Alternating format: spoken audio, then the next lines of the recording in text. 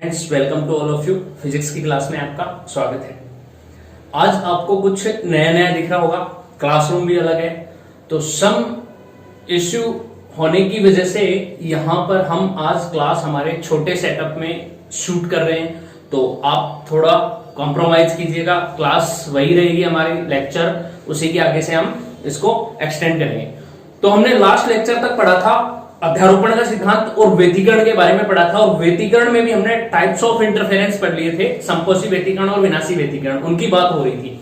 तो दो प्रकार के व्यतिकरण होते हैं, एक होता है संपोषी व्यतिकरण और एक होता है विनाशी व्यतिकरण। हमने यहां तक पढ़ा था। यहां पर एक बात मैंने व्यतिकरण की डेफिनेशन में आपको बताई थी कि संपोषी व्यतिकरण में दोनों तरंगे समान कला में अध्यारोपित होती है, जबकि विनाशी व्यतिकरण में दोनों तरंगे विपरीत कला में अध्यारोपित होती हैं।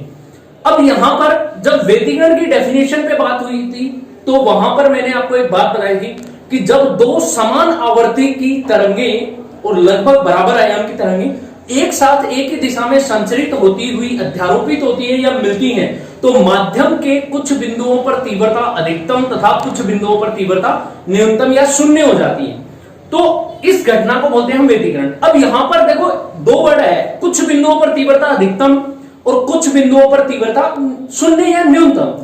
तो अधिकतम कब होगी और शून्य कब होगी? तो ध्यान रखना, जब संपोषी व्यतिकरण होता है तो तीव्रता अधिकतम हो जाती है, तीव्रता क्या हो जाती है? मैक्सिमम। और जब विनाशी व्यतिकरण होता है तो इस कंडीशन में जो तीव्रता है वो मिनिमम चली जाती है, नीचे चली जाती है। इनफैक्ट हम दूसरे शब्दों में कह सकते हैं कि शून्य हो जाती है। ये इस तरीके से होता है।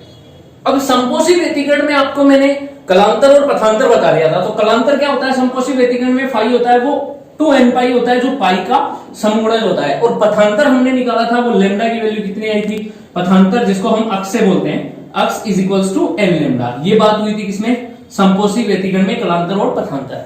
विनाशी व्यतिकरण में अगर मैं इन शॉर्ट बताऊं आपको, तो विनाशी व्यतिकरण का जो कलांतर होता है वो होता है 2n+1 पाई, पाई का विषम गुणज, और इसका जो पथांतर आया था, अक्ष आया था, वो आया था 2n+1 लेमडा बाई 2। मतलब लेमडा होता है, ये पाई का विषम गुणज आएगा, कलांतर और पथांतर होगा वो क्या होगा?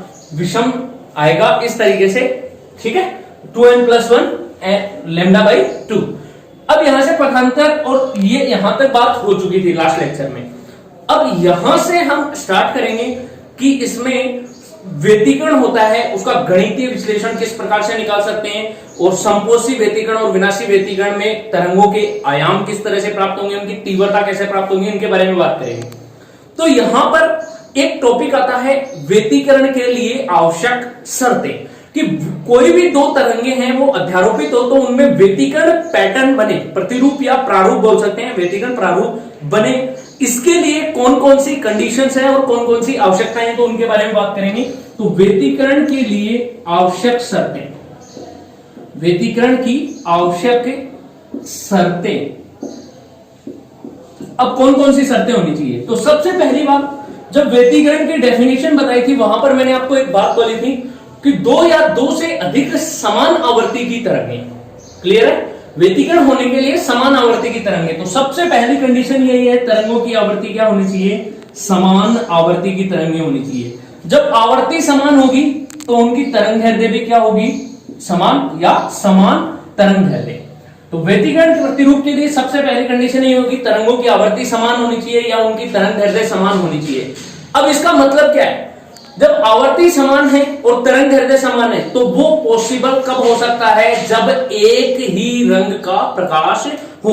जैसे मान लो यहाँ पर रेड कलर का प्रकाश है, तो रेड कलर की तरंग दैर्ध्य ही क्या हो सकती है? एक समान हो सकती है, और उसकी आवर्ती भी एक समान रह सकती है विभिन्न प्रतिरूपों के लिए, चाहे वो संपोषी के लिए आए, विनाशी के लिए आए, व्यतिकरण के लिए। क्लियर है? तो यहां पर इसका मतलब समान आवर्ती और समान तरंग दैर्ध्य, तो प्रकाश का रंग भी क्या होना चाहिए? एक ही होना चाहिए, चेंज नहीं होना चाहिए। ऐसा नहीं कि एक बार व्यतिकरण प्रतिरूप लाल रंग के प्रकाश के लिए प्राप्त कर लिया और एक बार दूसरी बार देख रहे हैं तो वो पीले रंग के लिए देख लिया, ऐसा नहीं है। प्रकाश स्रोत क्या होना चाहिए? एक वर्णीय। अगर दोनों प्रकाश स्रोत, एक लाल रंग का या दूसरा पीले रंग का ले रहे हो, तो व्यतिकरण प्रतिरूप पॉसिबल नहीं है। पॉसिबिलिटी व्यतिकरण की तभी बनेगी जब दोनों के दोनों प्रकाश स्रोत क्या होने चाहिए? आपके एक वर्णीय, एक ही रंग के। तो अगला क्या होना चाहिए? प्रकाश स्रोत क्या होने चाहिए? एक वर्णीय प्रकाश स्रोत होने चाहिए, प्रकाश स्रोतों के रंग एक ही होने चाहिए। क्लियर है? थर्ड कंडीशन क्या होगी? व्यतिकरण प्रतिरूप बनाने के लिए जो तरंगे होती है तो वहां पर जो तरंगों का आयाम है वो दोनों तरंगों के आयाम या तो बराबर होने चाहिए या लगभग बराबर होने चाहिए। तो तीसरी कंडीशन क्या होगी? तरंगों के आयाम या तो बराबर हो या फिर हम बोल सकते हैं लगभग बराबर हो, तभी व्यतिकरण प्रतिरूप पॉसिबल है। अगर हम बात करें फोर्थ कंडीशन की, तो फोर्थ कंडीशन क्या होगी? तीन कंडीशन बता दी मैंने, समान आवर्ती समान तरंग दैर्ध्य, एक वर्णीय प्रकाश स्रोत, आयाम लगभग बराबर होना चाहिए और या बराबर होना चाहिए। अब ये आयाम बराबर हो तो ये क्यों, ये ऐसा क्यों है? क्योंकि जब विनाशी व्यतिकरण होता है तो विनाशी व्यतिकरण में देखो, यहां से मैंने आपको एक बात बताई है कि विनाशी व्यतिकरण होगा तो तीव्रता क्या होगी? शून्य। यहां पे देखो तीव्रता शून्य आएगी, मतलब न्यूनतम। जब तीव्रता न्यूनतम होगी तो इस स्थिति में काली फ्रिंज बनेगी, ब्लैक फ्रिंज, और ब्लैक फ्रिंज बनेगी तो उसका जो कॉन्ट्रास्ट है वो कॉन्ट्रास्ट अच्छा होना चाहिए, जिसको हम बोल सकते हैं चमक। कि अगर काली फ्रिंज हमें दिखाई दे रही है, बन रही है, तो हमें दिखनी भी चाहिए। तो इस कारण इसका आयाम क्या होना चाहिए? लगभग बराबर आयाम वाली तरंगों में व्यतिकरण प्रतिरूप अच्छा बनता है। फिर दोनों तरंगों के मध्य कलांतर, कलांतर किसको बोलते हैं? दोनों तरंगों की कला कोणों का अंतर। जैसे मान लो एक तरंग है ये वाली, y1 is equals to a1 sine omega T.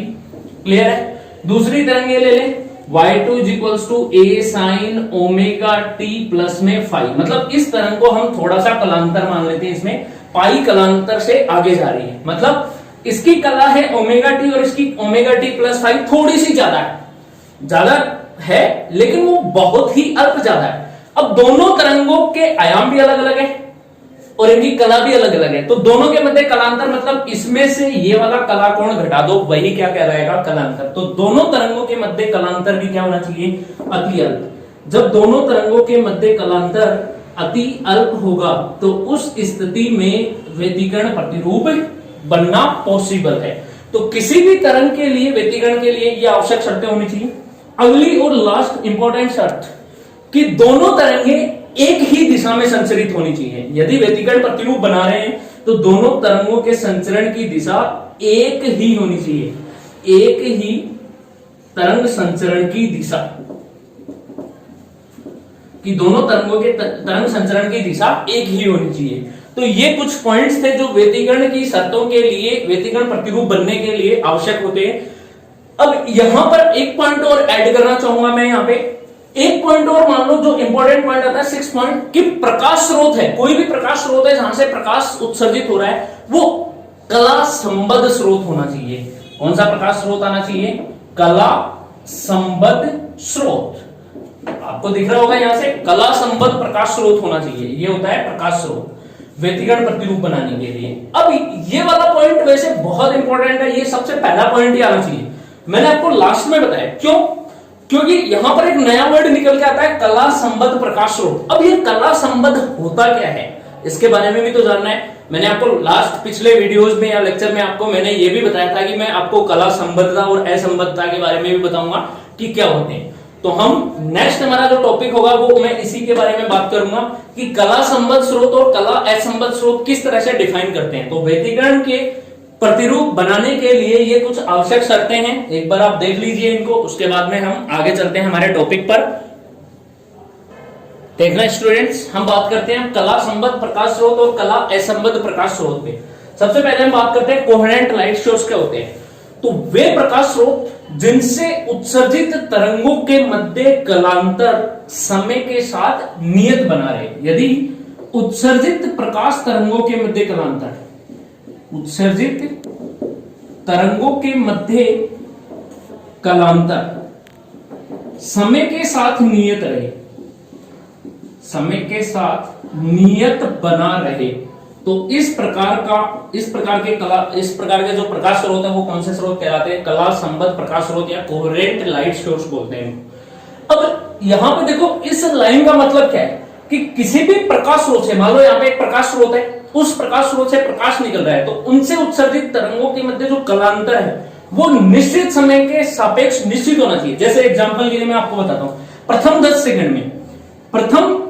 Second में अगर ये कितने डिग्री का कोण अंतरित करता है? 30 डिग्री का कोण अंतरित करता है, ध्यान रखना। प्रथम 10 सेकंड में 30 डिग्री का कोण अंतरित करता है। तो अगले नेक्स्ट 10 सेकंड में, नेक्स्ट 10 का मतलब क्या होगा? ये तो है 0 से 10, अब नेक्स्ट 10 आएगी वो 10 से 20 सेकंड। तो इस समयांतराल, ये 10 सेकंड का समयांतराल है, इस समयांतराल में भी ये कोण कितने का अंतरित करना चाहिए? 30 का। इसका मतलब टोटल अगर देखें तो 20 सेकंड में कितने डिग्री का कोण हो गया? 60 डिग्री। 60 डिग्री मतलब समान समयांतराल में बराबर कोण। फिर अगले 10 सेकंड 20 से 30 सेकंड के अंतराल पे वहां पर भी ये 30 का अंतरित करना चाहिए। टोटल कितना हो जाएगा? टोटल हो जाएगा 90। तो इस प्रकार यदि कोई प्रकाश स्रोत से उत्सर्जित तरंगे समान समयांतराल में समान कलांतर रखे या उनके कलांतर समय के साथ क्या रहे? नियत बना रहे, तो इस प्रकार का प्रकाश स्रोत कौन सा कहलाता है? कला संबद्ध प्रकाश स्रोत कहलाता है, जिसको कोहेरेंट लाइट सोर्स बोलते हैं। कला असंबद्ध स्रोत पे आते हैं, इनकोहेरेंट लाइट सोर्स क्या होते हैं? वे प्रकाश स्रोत जिनसे उत्सर्जित तरंगों के मध्य कलांतर समय के साथ नियत नहीं बना रहे। इनमें जो कलांतर होगा वो समय के साथ क्या होगा? कलांतर समय के साथ नियत नहीं रहे, नियत नहीं होगा। ये इस तरह से होंगे। जब नियत नहीं होंगे तो कला असंबद्ध स्रोत कहलाएंगे। जैसे एग्जांपल के लिए देता हूं तो प्रथम 10 सेकंड मतलब 0 से 10 सेकंड में कला कोण जा रहा है 30 डिग्री, फिर 10 से 20 में आगे जा रहा है 45 डिग्री। देखो चेंज हो गया। टोटल देखें तो 75 डिग्री आ रहा है, लेकिन यहां पे चेंज हो गया। फिर अगले 20 से 30 सेकंड के लिए देखें तो आ रहा है वापस से 20 डिग्री। तो ये बार बार क्या होते हैं? कलांतर चेंज होते रहते हैं। निश्चित समान समयांतराल में यदि कलांतर नियत नहीं बना रहे तो इस प्रकार का प्रकाश स्रोत कौन सा स्रोत कहलाता है?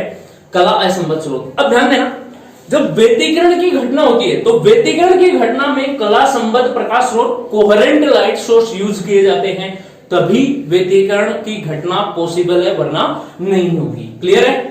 यहां तक बात कर ली हमने कला संबद्ध स्रोत और असंबद्ध स्रोत। अब थोड़ा सा मैं आगे लेके चलता हूं आपको। व्यतिकरण होता है वो ऊर्जा संरक्षण सिद्धांत पर आधारित होता है। ध्यान रखना, व्यतिकरण है वो किस पर आधारित होता है? ऊर्जा संरक्षण के सिद्धांत पर आधारित होता है, या ऊर्जा संरक्षण के सिद्धांत को फॉलो करता है। क्यों? क्योंकि व्यतिकरण में प्रकाश स्रोतों की ऊर्जा नष्ट नहीं की जा सकती, उनका विनाश नहीं होता है, अर्थात एक रूप से दूसरे रूप में पुनर्वितरण होता है। जब ये ऊर्जा संरक्षण के सिद्धांत पर आधारित है तो इसमें ऊर्जा का क्या होगा? पुनर्वितरण। ऊर्जा का पुनर्वितरण हो जाएगा, और पुनर्वितरण होने से एक रूप से दूसरे रूप में बदल जाएगी इस तरीके से, लेकिन कभी भी नष्ट नहीं होगी। नेक्स्ट अगला पॉइंट क्या होगा? जब हम बात करें व्यतिकरण की, तो व्यतिकरण में जो ऊर्जा का स्थानांतरण है वो न्यूनतम तीव्रता वाले बिंदुओं से अधिकतम तीव्रता वाले बिंदुओं की ओर होता है। जबकि अगर हम बात करें उष्मा की, तो उष्मा और विद्युत धारा इसमें थोड़ा उल्टा है। इसमें उल्टा क्या है? क्योंकि इसमें विद्युत धारा की बात करें तो उच्च विभव से निम्न विभव की ओर जाती है, मतलब ज्यादा से कम की ओर। उष्मा की बात करें तो अधिक ताप से निम्न ताप की ओर स्थानांतरित होती है उष्मा। लेकिन यहां पर जो व्यतिकरण प्रतिरूप की ऊर्जा है वो कैसे जाएगी? न्यूनतम तीव्रता वाले बिंदुओं से, न्यूनतम तीव्रता से अधिकतम तीव्रता वाले बिंदुओं की ओर स्थानांतरित होती है, अधिकतम तीव्रता वाले बिंदुओं की ओर। ठीक है, इधर स्थानांतरित होगी तो ये व्यतिकरण में ऊर्जा का स्थानांतरण होता है। अब हम बात करेंगे आगे, व्यतिकरण पे चलेंगे तो ये व्यतिकरण का मेन जो कॉन्सेप्ट था, यहां पर ये थ्योरेटिकल पोर्शन आता है। इसके बाद में हम नेक्स्ट टॉपिक पे आएंगे, वो होता है व्यतिकरण का गणितीय विश्लेषण। गणितीय विश्लेषण कैसे? जैसे मैंने आपको व्यतिकरण में तरंगे बताई थी, अध्यारोपण होता है, तो अध्यारोपण में जो परिणामी तरंग का आयाम है y, वो क्या होता है? अलग अलग तरंगों के विस्थापनों के योगफल के बराबर होता है ना। परिणामी तरंग का विस्थापन y वो अलग अलग के विस्थापनों के योगफल के बराबर होता है। तो यही अध्यारोपण का सिद्धांत लगाकर हम गणितीय विश्लेषण करेंगे कि व्यतिकरण की घटना होने पर जो परिणामी तरंग आती है उसका समीकरण किस तरह से प्राप्त करेंगे, उसके बारे में हम जानेंगे व्यतिकरण की घटना में। तो नेक्स्ट हमारा टॉपिक देखते हैं, गणितीय विश्लेषण। देखना स्टूडेंट्स, हमारा नेक्स्ट टॉपिक होगा व्यतिकरण का गणितीय विश्लेषण, मैथमेटिकल एनालिसिस करेंगे इसका। ठीक है, मान लेते हैं कि किसी कला संबद्ध स्रोत से, कोई भी एक प्रकाश स्रोत है जो कला संबद्ध स्रोत है, उससे उत्सर्जित तरंगे जिनके विस्थापन समीकरण y1 is equals to a1 sine omega t है, पहली तरंग का समीकरण, ये एक पहली तरंग है। तथा दूसरी तरंग उत्सर्जित हो रही है जिसका विस्थापन समीकरण y2 is equals to a2 sine omega t plus phi है। दूसरी तरंग का समीकरण कितना है? y2 is equals to a2 sine omega t plus phi. अब ये दो समीकरण लिए हमने, तरंग का समीकरण ये कैसे लिए? क्योंकि यहां पर जब व्यतिकरण की आवश्यक शर्तें बताई थी मैंने, वहां पर आपको एक बात बताई थी कि तरंगों की आवृत्ति समान होनी चाहिए। तो दोनों की आवृत्ति समान है, इसकी ओमेगा टी है, ओमेगा है, और इसकी कोणीय आवृत्ति कितनी है? ओमेगा। लेकिन दोनों तरंगों के मध्य कलांतर अल्प है, और अल्प कलांतर हम मान लेते हैं कि इसकी कला है ओमेगा टी, और इसकी कला कितनी हो जाएगी? ओमेगा टी से इसकी omega t plus five. Five का अति अल्प कलांतर है, और दोनों का जो आयाम है वो आयाम मान लेते हैं, एक तरंग का आयाम है a1 और दूसरी का है a2, और दोनों क्या है? लगभग बराबर आयाम की तरंगे हैं। इस तरीके से उत्सर्जित होती हैं दोनों तरंगे। ये दोनों तरंगें किसी कला संबद्ध स्रोत से निकलकर एक ही दिशा में संचरित होती है और माध्यम में अध्यारोपित होती है, और अध्यारोपित होने से माध्यम के कुछ बिंदुओं पर अधिकतम तीव्रता होगी और कुछ बिंदुओं पर न्यूनतम तीव्रता, जिससे कौन सा प्रतिरूप बनेगा? व्यतिकरण प्रतिरूप बनेगा। और वो व्यतिकरण प्रतिरूप अध्यारोपण का सिद्धांत लगाकर हम उस फाइनल जो व्यतिकरण प्रतिरूप की समीकरण आएगी, तरंग समीकरण, परिणामी तरंग की समीकरण, वो हम फाइंड आउट करेंगे।